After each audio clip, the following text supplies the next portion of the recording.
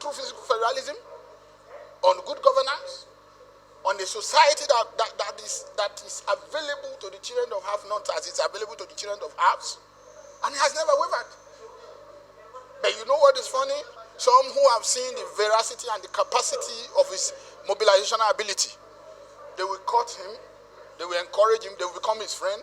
But any day he discovers they never believe in that which he believed in, he changes from them, and he will never hide it.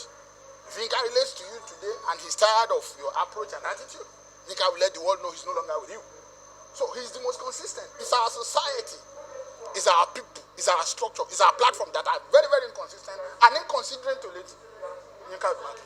He had a lion's heart, courageous, dogged, no apologies. He said it the way he saw it. There was no other way to describe it. Many misunderstood him. Today is not a day to talk. Eulogies will be given. We shall give tributes, and at the appropriate time, we'll put things in proper perspective. Today is just to, shall I say, celebrate the loss of a Nigerian patriot. There are very few that I have come across. Yinka stood out as one. Well, I knew Yinka for a very long time. And one thing you cannot take away from him is his commitment to the cause of the poor of our nation. He lived a life of impact, and he was loyal to a fault.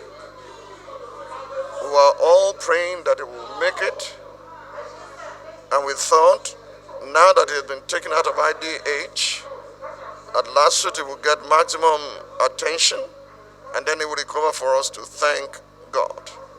But it has pleased the Almighty to take him away.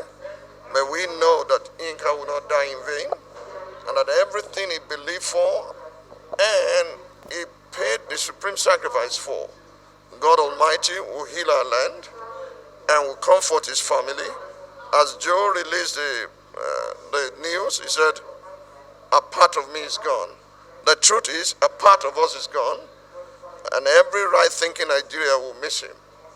We thank God for his life, short, impactful, and at the end of the day, victorious, because he's gone to rest.